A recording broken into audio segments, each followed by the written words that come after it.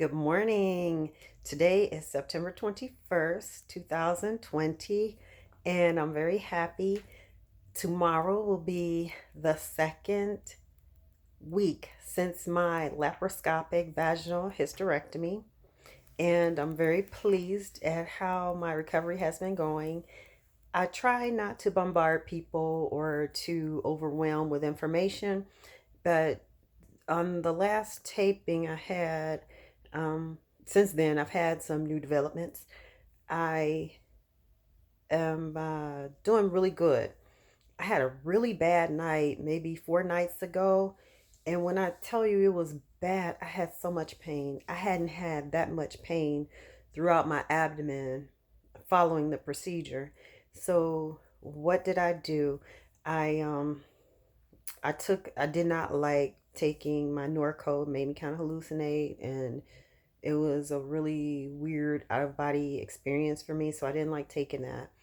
And I was also given Toradol or Ketorolac to take for the discomfort that was less than the Norco type pain. And also, there's the option of having just plain Tylenol or extra strength Tylenol.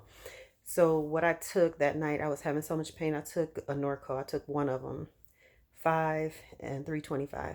That's just that one, and I got up on my knees and I rocked.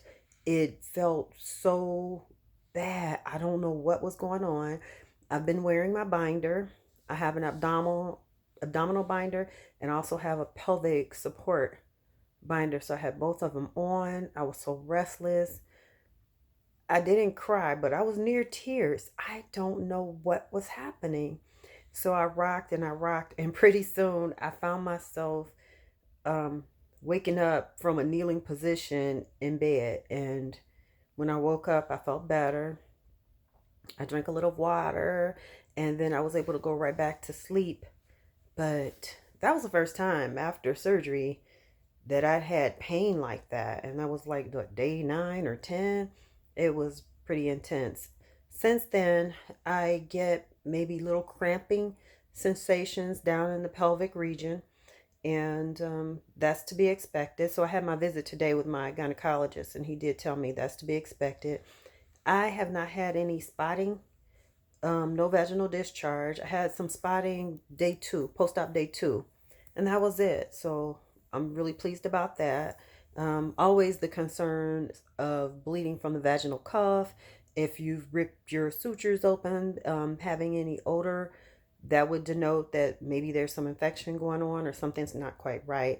So I've not had any of those things happen to me. So I'm very blessed and pleased about it. My doctor told me today that I could drive, and I'm not a good patient. I drove 2 days ago and I did well. I always have my pillow there to splint between me and the seatbelt, and I have to pull my seat up really close, just for comfort and visibility. And I've adjusted all my mirrors, and I feel very secure in driving. I always take the back roads if I'm driving myself because I drove twice. I was slightly dishonest. I did it, but each time I took roads that were less frequented so that I wouldn't have to be stuck in stop and go. I did highway drive, but I went directly to my destination and came right on back home. And I didn't go during peak hours.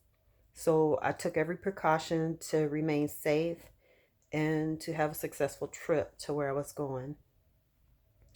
So when I think about um, within these 2 weeks of recovery, I feel like I've done well. The thing that I noticed too is I get really tired, and even having this conversation right now, I feel a little short of breath, and that's not my normal. I'm an active person, and so to feel this way, it feels strange. And my doctor, again, he told me it's fine. He did give me the green light. I told him I want to start a walk program, and I would like to start back lifting weights, but very light. He said, sure, fine. He said, don't be too aggressive. My body will tell me when it's too much. So when I say a walk program, I am a fast walker and just general walking. So short of a run is what I told him. He's like, okay. And so I'm taking that as play it by ear. because I wasn't in terrible shape before, I think I should be able to ease back into a pretty good pace without harming myself. So go back to walking. Everything is moving along well. I'm able to eat. I'm able to drink. I'm having proper eliminations, no blood in the urine or in the stool. Um, I feel really well. I do. This is that part when you're starting to feel like a burden and people want to help you, but you look so well, they don't want to overhelp, and the offers start slowing down to help you.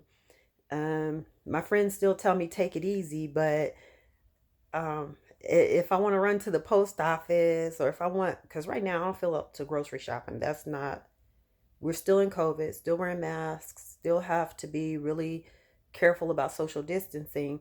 So, grocery store is not one that I'm willing to tackle. I'll make a Walgreens run, but I know they don't have everything that I would like at Walgreens or, local drugstore. So, I just still make my list for my husband. He picks my things up and everything's been going good. Not a Walmart, not no big box stuff. I'm not up for that. Um, but I feel good enough to go out and about. Um, while I've had some downtime and thinking and researching, because I've dealt with my fibroids for a very long time before I decided to do something about it. And when I was looking at all the vlogs on YouTube from other women, it's so many more women who are struggling and suffering. And when I say suffering, I mean suffering with uterine fibroids, and we don't talk about it. Women, we don't talk to each other about it.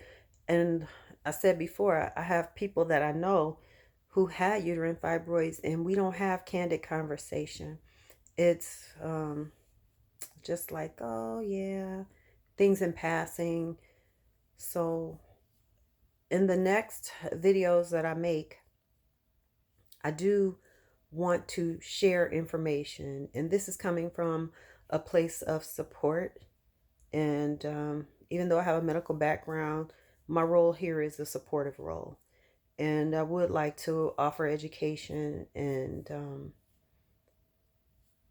help people be more aware of what's going on with us, you know, leading up to the point of having to have intervention, and intervention as extreme as a hysterectomy.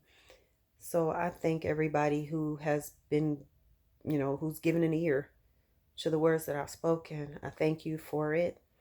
And I hope that I am encouraging someone to be strong and to really take charge of your reproductive health. And if you're not getting the answers you want, keep asking, keep asking. And I would like to be able to provide some resources, but that's not going to come in this video. This video is just a brief little update on my 2 weeks. And I will put out information as I gather more and talk to more people and more organizations, because this is ridiculous. We shouldn't have to go through all this discomfort and it's a secret.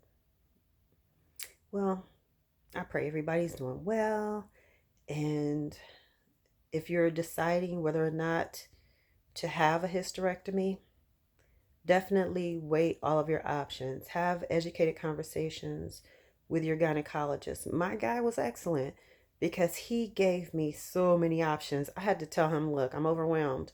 So he gave me pamphlets and he let me come back and revisit the conversation. And he's like, whenever you're ready, Nicole, we can do it. Whenever you're ready. It was always my call. And he gave me insight on what that means for me in the future and my lifestyle. So I was appreciative of that.